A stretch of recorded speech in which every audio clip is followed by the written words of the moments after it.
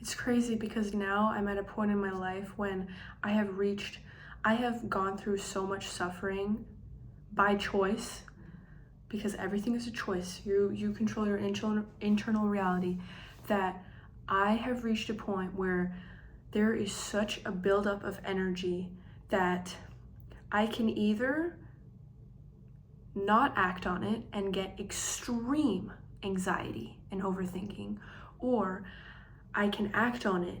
And now I'm at a point where there's no more anxiety. It's dissipating. This anxiety is turning into genuine, like an itch, like like I'm jittering energetically. I need to act on it. I need to post that video. I have this fire in me now. It's crazy. It's crazy how one choice, one decision to choose to stop suffering, to choose to stop making myself suffer, and to actually act on things instead of thinking about it and thinking and thinking and thinking. One decision is changing my life. One decision. Because now I have this burning desire to be seen, to be out there, to do what I'm meant to do in life, to take action, to fuel my life purpose. And it feels amazing. Because I could have still sat in bed and scrolled and felt anxious. But instead, I introspected on it, I sat on it, and I thought, no, I feel this anxiety because I feel like I need to film a YouTube video. I feel like I need to fuel my life purpose right now. I feel this itch. Me not acting on it, sure, that can turn into negative fuel and anxiety. But I'm noticing that this is meant to be fuel for my life purpose. So I need to go, and I went and I sat down and I'm filming a YouTube video. And there's an ant on the wall. Let me kill it. Okay. And I keep getting these distractions, and I'm sick of taking everything so introspectively, being so in my head.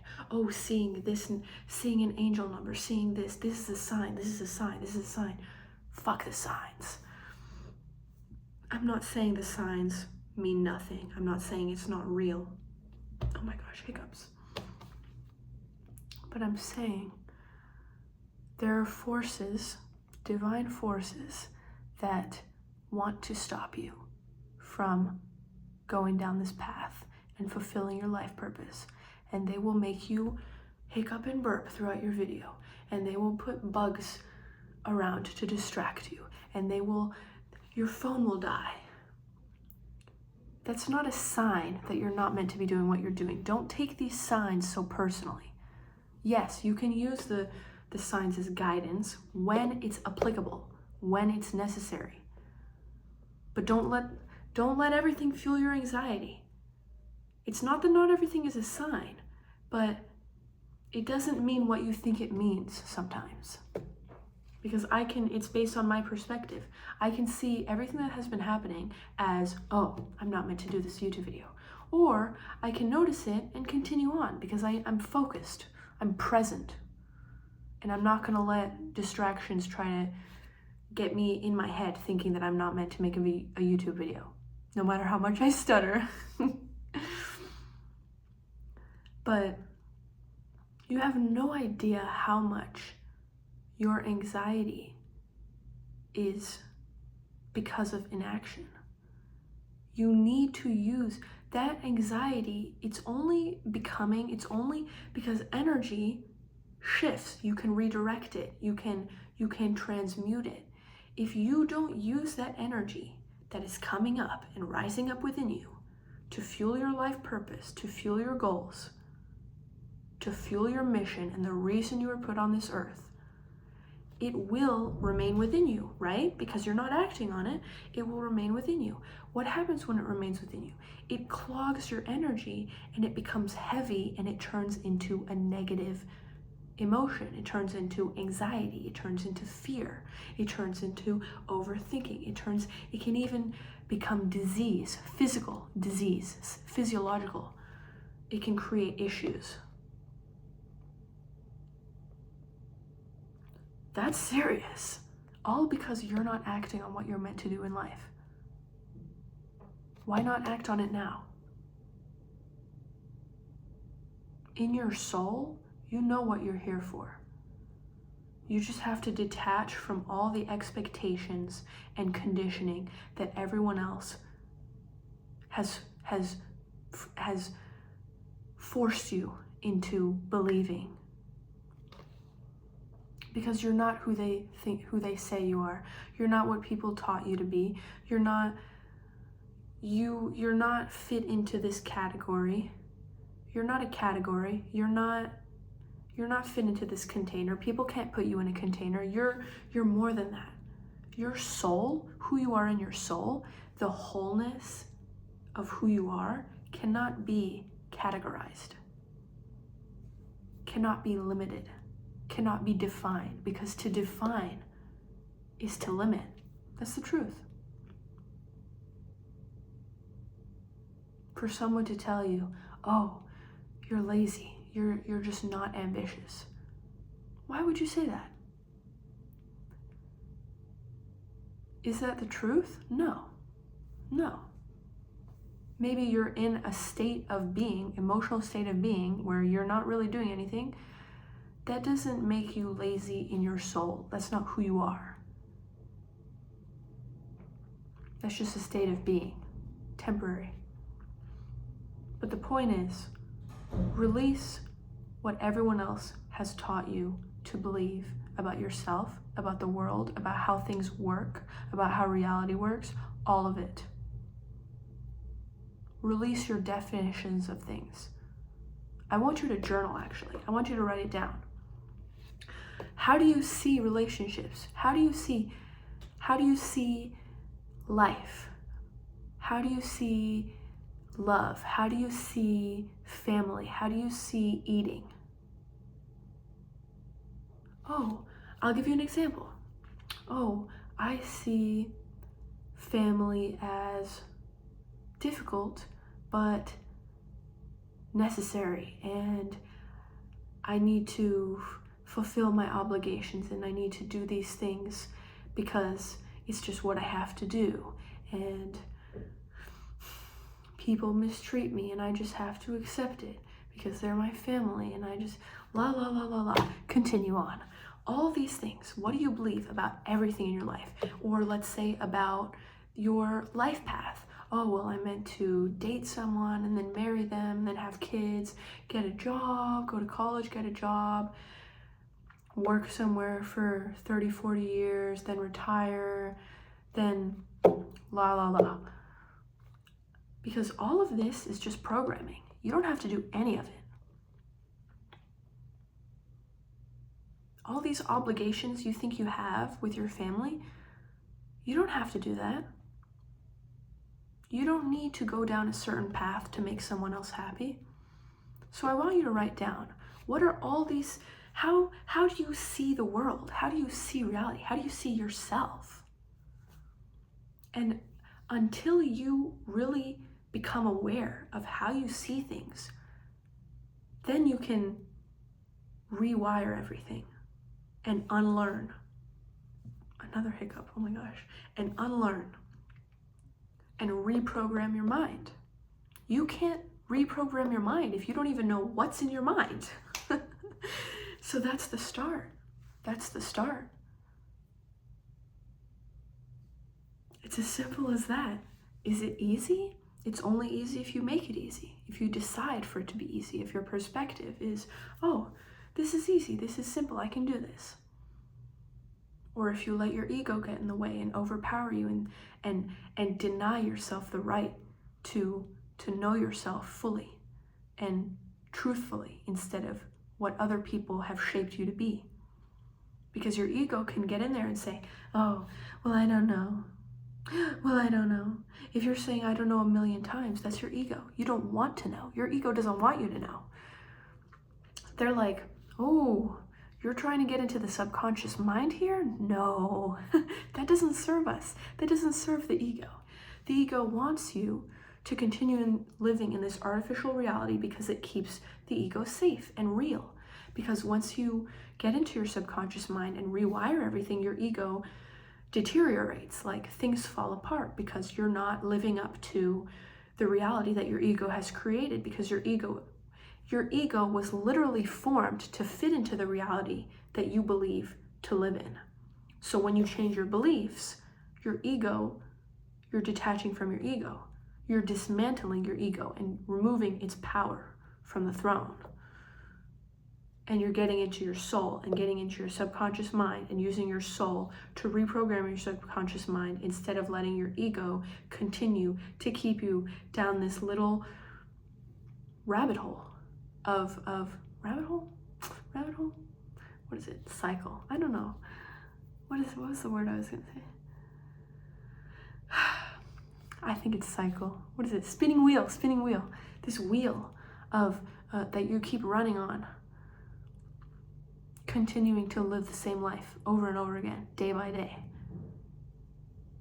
Because the ego is a person. The personality is a personality. It's a character. It's not who you are. It's a character, a role that you play. You dismantle those beliefs. You're dismantling that character. That can be painful. That can be scary. But it's not until then, until you face that fear and you continue to do it anyways, that you finally become able to fully connect to your soul, because you're removing the clutter that was keeping you disconnected from your soul. And until you are connected to your soul, you are going to feel unfulfilled, because you're not gonna be able to fully embody your life purpose, because you need your soul to literally feel. You need to feel your soul throughout your body, to have your ego so detached and so gone that your soul is taking control of your life. And with your soul, because your soul is the blueprint, your soul is the map, your soul is what made you choose this life purpose. Your soul is the map. Use your soul as the map. If you're not connected to your soul, you don't have the map. That's why you feel lost. That's why you feel stuck. That's why you feel like you're suffering. That's why you feel unfulfilled and empty inside, because you're not connected to your soul. So you need to connect to your soul. And once you connect to your soul, you feel much more intuitive. Why? Because your soul sends you messages through your body. And you notice small things and you become more sensitive to energy. Why? Because you're connected to your own energy within you. God consciousness. The God within you. God energy. Because all our souls are God consciousness, God energy. God consciousness, not consciousness. God consciousness. And that's what Jesus was trying to teach. He had achieved God consciousness and dismantled his ego and dismantled all these things. And he was trying to teach other people, yes, the kingdom of heaven is upon you. You get to decide. It's all in your mind. You get to decide what kind of life you're living, what kind of reality you're living in. You get to connect to your soul. And once you connect to your soul, you live your true life purpose. And anything that isn't what your soul is called for, then it's the wrong path, and you're gonna feel such a deep level of emptiness going down the wrong path that you will never choose to go that way. You wouldn't even want to, because your soul's calling you towards the path that you are aligned to, and that you're meant to go on, that is meant to fulfill you completely and wholly and fully, because it's what your soul was here to do. What's more fulfilling than that? You feel the fulfillment literally throughout your body, energetically. You can feel the energy. And it's amazing, because I used to feel this deep sense of emptiness and loneliness. It felt like a void in my chest. It was horrible. I felt heartbroken. And it was only until I went down this path of slowly but surely unlearning everything that I was taught to believe and shifting who I was entirely, dismantling my ego bit by bit, until I reached a point where I had released so much clutter that I had finally reached my soul, and I was fully connected to my soul. And now there's nothing in the way. And my human body and my human self is connected to my soul. So now my soul is controlling me. Rather than keeping my soul to the side and putting all this junk over it and living myself like in the flesh. That's a good point Christians make. I'm not religious, but I do believe there's truth in every religion, because religion was made to control and to fit a certain narrative. But spiritually, there are truths that if you look at them from an open perspective and not from a perspective of, oh, I need to follow this book, I need to do all these things. You look at it from an open perspective of, this is the truth. What do I feel is the truth? Because you can feel it when you're connected to your intuition. You can feel, oh, this is the truth. This is real. Versus, oh, this seems like it's trying to fit something different, a different narrative. Religions will, specifically Christianity, talks a lot about the flesh and don't let the flesh control you, because the flesh isn't coming with you. Your human self, when you are just acting on ego, it's very frightening, because a lot of people, not a lot, but from my perspective, not a lot, but there are people that feel soulless and empty because they are so disconnected from their soul that it's detached from their body, from their being. And when you are disconnected from your soul, you do things that are in complete misalignment with who you are in your soul. And that's why when people wake up and connect to their soul, they feel so much regret of, oh my gosh, how could I have done this? How could I have done those things? But that's okay, because you were being controlled by your ego and not your soul. And now that you're connected to your soul, you can use that as a lesson to learn from, to gain wisdom from, and to speak on and share with other people so that other people can learn as well. And you can continue to follow your life purpose connected to your soul. Because what are you without your soul? Your soul is eternal. When you die, it's just the human self dying. Your soul still exists. That's why people are scared of death. Because how frightening would it be to lose your human self if you're not even connected to who you are in your core, your soul. My point is that your soul is the map. So don't neglect all the things that you need to face to reach your soul. You need to face them. You need to face them. It's worth it. And if it's not worth it now, you're going to reach a level of suffering, years of suffering, to a point that you believe, okay, now it's worth it. Now it's worth it. I got to do it now.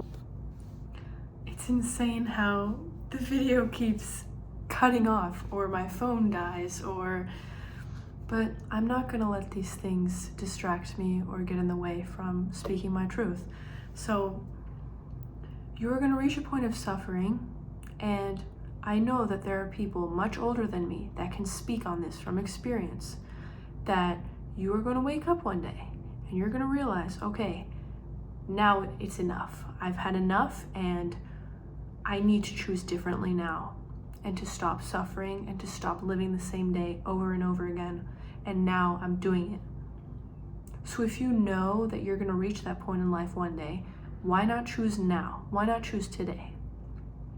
Why not at least take one step, baby step, towards what you're meant to be doing in life, towards the right path, towards the aligned path that is leading you to the highest and best version of yourself. Just one little thing, because that action will cure anxiety. That action will keep you from continuing to go lower and lower and down the wrong path, because the longer you stay on the wrong train, the more expensive it is to get home. One of my favorite quotes. Let me say it again. The longer you spend on the wrong train, the more expensive it takes to get home. Think about that.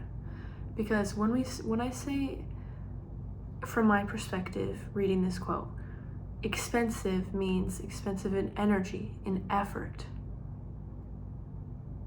There are so many things you're going to have to unlearn. So many deep-rooted beliefs that wouldn't have been so deep-rooted if you had taken action earlier. So why not take action now that you have the awareness? Do it right now. One little thing. Something you're scared of doing. Do it. It's worth it if you feel in your gut that you know you're meant to be doing this thing. Take one baby step towards it. And you're gonna gain momentum, and then you're not gonna wanna stop. And even if you do stop, it's okay. It's part of the process. Pick yourself back up. Nothing is permanent. You don't have to stay down. You don't have to stay stuck. You don't have to suffer. So choose better for yourself and take action. That's all I can say. Have a nice day.